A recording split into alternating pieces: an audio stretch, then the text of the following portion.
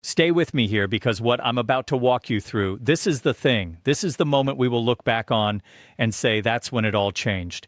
11 hours ago, while most of America was sleeping, a federal appeals court in Washington, D.C. issued a ruling that, and I need you to understand the weight of this, fundamentally rewrote the rules governing presidential power in the United States of America.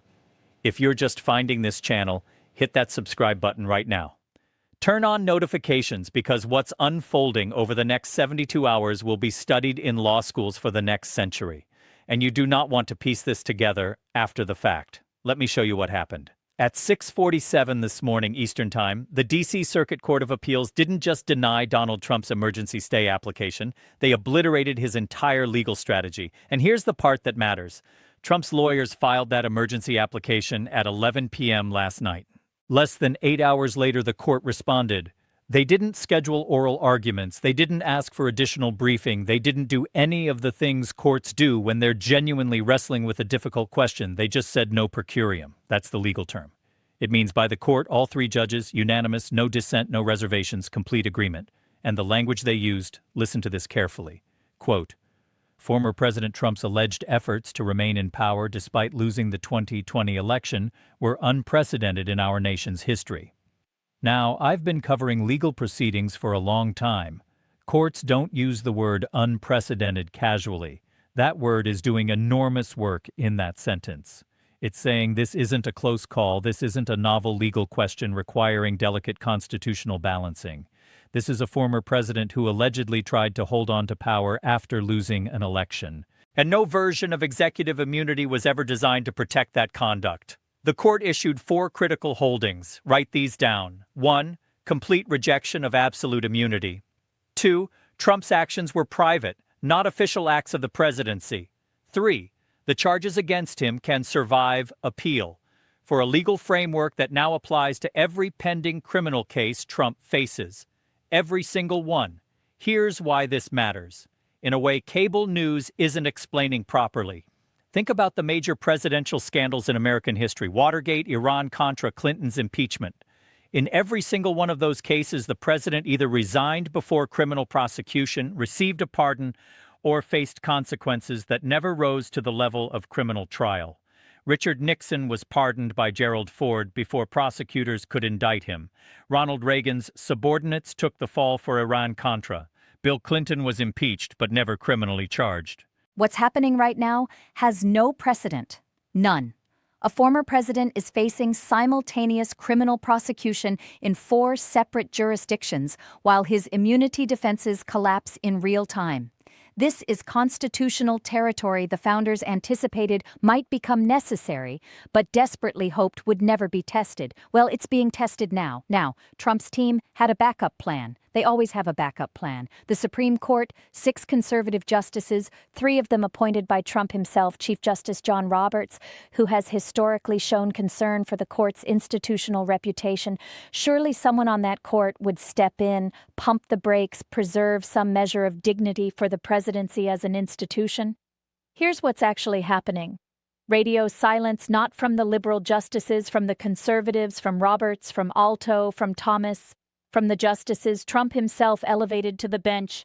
Kavanaugh, Gorsuch, Barrett, nothing. No emergency intervention, no shadow docket maneuver, no indication that any justice views this case as requiring the court's immediate attention. Senator Lindsey Graham, Republican of South Carolina, one of Trump's most reliable defenders, said this out loud. If the Supreme Court doesn't intervene, we could be looking at a criminally convicted nominee in 2024. A Republican senator talking about the Republican frontrunner, just saying that in public. If you're finding value in this breakdown, smash that like button. It helps the algorithm push this analysis to people who need to understand what's actually happening, not the sanitized version you're getting elsewhere. Here's where the math becomes brutal. Judge Tanya Chutan, who's overseeing the federal election interference case in Washington, has invoked the Speedy Trial Act. That statute requires a trial to begin within 70 days once the immunity question becomes final. The appeals clock started ticking this morning, February 12th. That's when the D.C. Circuit is expected to issue its full opinion. That's 28 days from now. After that, prosecutors can push for an immediate trial date. Judge Chutan's original trial date, March 4th. If the Supreme Court declines to intervene, that date becomes immovable, fixed, locked. And here's the thing about unanimous three-judge panel rulings. They almost never get overturned by an en banc review of the full circuit. And the Supreme Court has already declined one immunity-based petition from Trump in this case. The window is closing. The exits are disappearing. And Trump's legal team knows it. I want you to understand what's happening inside Trump's legal operation right now. They've seen the witness list: Mike Pence, his own vice president, Mark Meadows, his own chief of staff, Pat Cipollone, his own White House counsel, Cassidy Hutchinson, who was in the room for everything. They've reviewed the evidence. Prosecutors have assembled text messages, emails, phone records, the January 6th footage that the whole world has already seen. They know what's coming and the response. An endless stream of truth social posts, all caps, claims of election interference, attacks on Judge Chutkan, accusations of bias, warnings to his supporters. Then came the post that set off alarm bells across every law enforcement agency in Washington. Quote, "If these witch hunts don't stop, our country will face problems the likes of which we've never seen." Read that again. A former president facing criminal prosecution for allegedly trying to overturn an election is now threatening civil unrest if the prosecution continues. This isn't political rhetoric. This is potential witness intimidation. This is potential obstruction. Every post he makes becomes evidence. It gets screenshotted, time-stamped, archived, and handed to prosecutors who are building an obstruction case in real time. He cannot stop himself, and every word he types makes their job easier. Washington, D.C. right now looks like it's preparing for war. Capitol Police are on high alert. Security barriers are being erected around the federal courthouse. Counter-protest groups are organizing. Law enforcement is coordinating across multiple agencies. This is day one of a 70-day countdown. FBI threat assessments have been elevated. Joint terrorism task forces are monitoring extremist chatter online. U.S. Marshals are preparing enhanced courtroom security for prosecutors, witnesses, and the judge herself. January 6 taught them not to dismiss this man's rhetoric. 3 years ago, weeks of false fraud claims and calls to fight like hell culminated in a violent attack on the Capitol. The pattern is documented. Officials in Washington aren't sleeping tonight. Let me be specific about what Trump is actually charged with, because this is important. These aren't ambiguous disputes over executive privilege. These aren't routine political disagreements. These are 4 federal criminal counts that go straight to the heart of constitutional democracy. Conspiracy to defraud the United States, conspiracy to obstruct an official proceeding, conspiracy against rights, obstruction of an official proceeding, election integrity, the peaceful transfer of power, the core mechanics of democratic governance, that's what's on trial, and the jury pool. Washington, D.C., where Joe Biden received 92.1% of the vote in 2020, prosecutors aren't relying on hostile witnesses or contested interpretations. They have testimony from Trump's own vice president, his own chief of staff, his own White House counsel, people he chose, people he trusted, people who were there. But wait, even if you think the D.C. case has vulnerabilities, even if you imagine some scenario where Trump escapes conviction there, Georgia is waiting. Fulton County District Attorney Fannie Willis Rico charges 19 co-defendants, which means 19 potential cooperating witnesses, and the evidence in Georgia is different, independent, separate from the federal case. There's the recorded phone call. You've heard it. I just want to find 11,080 votes. There's the fake elector scheme complete with a paper trail showing forged documents submitted to the National Archives. There's the breach of voting systems in Coffee County, Georgia. Different evidence, different statutes, different legal exposure, and none of it depends on federal immunity arguments at all. Georgia is a state case. Federal immunity doctrines don't apply. If you're still watching, drop a comment below. Do you think Trump sees conviction before the election, or does he find a way to delay past November? I genuinely want to know what you're thinking. And Florida, we haven't even talked about Florida. The classified documents case, the boxes at Mar-a-Lago, the materials recovered by the FBI. These aren't routine document disputes, nuclear secrets, military attack plans, intelligence source identities. Under 18 U.S.C. 793, retaining classified national defense information carries up to 10 years in prison per count. Trump faces 32 counts, and there's evidence suggesting that surveillance footage at Mar-a-Lago was deleted after subpoenas were issued. If prosecutors can prove Trump directed that deletion, that's obstruction of justice, a serious federal felony carrying up to 20 years. This isn't hypothetical, it's procedural and it's accelerating. The Republican Party is fracturing in real time. MAGA loyalists are doubling down. Establishment pragmatists are running for the exits. Internal threats are being made against anyone who criticizes Trump. Republican election officials who certified the 2020 results are still receiving death threats. But here's the calculation that's happening behind closed doors in every Republican campaign office in America. Polls show 32% of Republicans say they wouldn't support Trump if he's convicted. 32%. That number makes him unelectable in a general election. Senate Republicans in swing states, Montana, Ohio, Pennsylvania, are already distancing themselves. They know a convicted felon at the top of the ticket drags everyone down. And the 14th Amendment question hasn't been resolved. Section 3, the Insurrection Clause. It bars anyone who engaged in insurrection from holding federal office. No criminal conviction required. Colorado has already removed Trump from their primary ballot. Maine has done the same. The Supreme Court will decide whether those removals stand. The fact that these discussions are happening at the highest levels of government, the fact that constitutional scholars are being consulted about insurrection disqualification tells you exactly how serious this moment is. And here's what's happening outside our borders while we're consumed by this. NATO allies are alarmed. A former U.S. president threatening domestic unrest while facing criminal charges for attempting to overturn an election. This is unprecedented in modern democratic history. Our adversaries are watching, probing for weakness. China is ramping up pressure on Taiwan. Russia is consolidating gains in Ukraine. Iran is expanding uranium enrichment. American domestic instability now carries global consequences. Right now, to the rest of the world, America looks vulnerable. Here's the deeper truth that most analysis is missing entirely. Beyond the immediate legal mechanics, a constitutional reckoning is underway. The D.C. Circuit's decision shattered a long-standing assumption that former presidents occupy a category beyond criminal accountability. That protective wall is gone, demolished.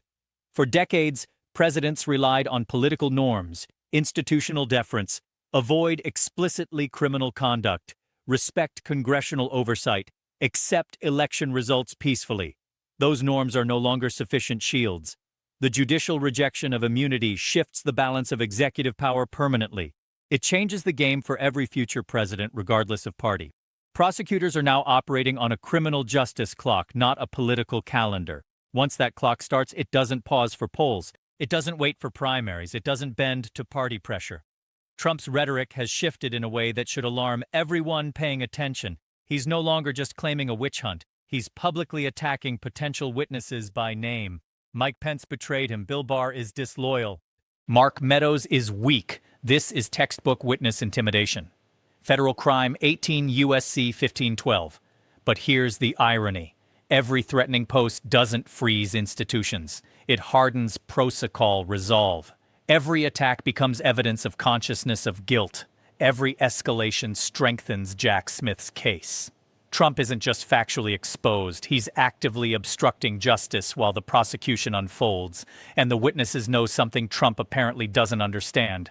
Cooperation with prosecutors is now rational self-preservation. Silence is legally dangerous. Once that shift begins among mid-level players, it ripples upward. Flip one co-conspirator, and the pressure multiplies on everyone above them. Here's where we stand right now. 28 days until the D.C. Circuit issues its full opinion. 45 days until trial motions are finalized. 70 days until the speedy trial clock expires. Jack Smith has formally declared Trump's immunity claims meritless. The three-judge panel agreed unanimously. The Supreme Court remains silent. Capitol Police are on heightened alert. Criminal investigations are accelerating across 4 jurisdictions. Disqualification arguments are being litigated simultaneously. This is convergence. Everything that's been building over the last 3 years, the January 6th committee evidence, the Mar-a-Lago documents, grand jury testimony, immunity appeals, all of it is colliding into this single narrow window. When Judge Chutan gave in opening statements, there will be no ambiguity left. Jurors won't vote on whether they like Trump's policies. They'll vote on documented evidence compiled by federal prosecutors, reinforced by testimony from Trump's own appointees, corroborated by video footage the entire world has seen. No plausible deniability when your vice president testifies against you. No, I barely knew him defense when your chief of staff recounts Oval Office conversations. No perfect call defense when jurors hear the actual recordings. The paper trail is complete. The witness list is devastating. The charges are specific and precise. And if conviction occurs in any jurisdiction before November, sentencing follows. That means a convicted felon becomes the Republican nominee. Secret Service protecting a candidate in detention. Campaign appearances reduced to video feeds. A political operation paralyzed by criminal consequences. Something without precedent in American history. Trump himself remains the most unstable variable in this equation. His reactions are growing more dangerous, openly authoritarian, increasingly detached from legal reality. Statements warning of chaos if prosecutions continue aren't rhetorical flourishes. They're warning signs. Law enforcement is treating them as such. FBI threat assessments elevated. Joint terrorism task forces monitoring extremist communications. U.S. Marshals preparing enhanced courtroom security. Protective details for prosecutors, witnesses, and judges activated. History taught these agencies not to dismiss Trump's rhetoric. January 6th followed weeks of false fraud claims and calls to fight. The next 28 days represent the most dangerous window. Trump understands conviction is increasingly likely. Control is slipping. And when Trump feels cornered, he escalates. That pattern is documented throughout his business career, his presidency, his post-Pete presidency. Jack Smith's investigation doesn't stop with the D.C. indictment. Evidence of witness tampering, obstruction of justice, and conspiracy to obstruct has been transmitted to prosecutors. Multiple grand juries are active simultaneously. Washington, D.C., Miami, Atlanta, New York. State-level charges could emerge even as federal cases proceed. Tax fraud, bank fraud, campaign finance violations, insurance fraud, each moving independently, each creating separate legal exposure. We're in territory the Constitution anticipated, but the founders hoped would never be needed. Multiple accountability mechanisms firing at once, criminal prosecution, civil litigation, congressional oversight, potential disqualification under the 14th Amendment. Watch what happens within the Republican Party over the next 4 weeks. The fractures forming now aren't temporary coalition stress, they're structural realignment. Once elected Republicans publicly defect from supporting Trump, the dam doesn't rebuild. It breaks. Every new defection makes the next one easier. Every calculated silence speaks louder than any active defense. More adverse court rulings are coming. More damaging witness statements leaking to press. More former officials stepping forward. More Republicans quietly hoping for conviction so they won't have to choose between loyalty and electability. Here's the question that actually matters. This is no longer about whether Trump is convicted. Given the evidence, the witnesses, and the jury pool, conviction in at least one jurisdiction appears increasingly likely. The real question is, what version of American democracy survives after we've stress-tested every institutional guardrail designed to hold presidents accountable? Donald Trump built his entire political persona on the idea that rules don't apply to him, that he's above consequences, that willpower and media manipulation could override institutional limits. What's happening now is the collapse of that belief system, not through rhetoric, through procedure, court orders, jury selection, witness testimony under oath. The criminal justice system is cold, methodical, relentless, indifferent to Trump's rage. Process is the one arena he has never dominated. The countdown is real. The evidentiary record is locked. The next move belongs not to Trump's legal team, but to the federal court system, and that court system doesn't negotiate. The next 10 weeks will determine not just Donald Trump's personal fate, but whether accountability has meaning in American democracy. If you want to stay ahead of the sanitized mainstream narrative and understand the actual legal mechanisms shaping this case, subscribe to this channel right now. We analyze court documents, we decode legal strategy, we track what prosecutors are actually building without the partisan noise. Hit subscribe, turn on notifications, because the next 28 days will move faster than cable news can process. Drop your prediction in the comments. Convicted before the election? Or does he delay past November? I'll see you in the next breakdown. This constitutional crisis is far from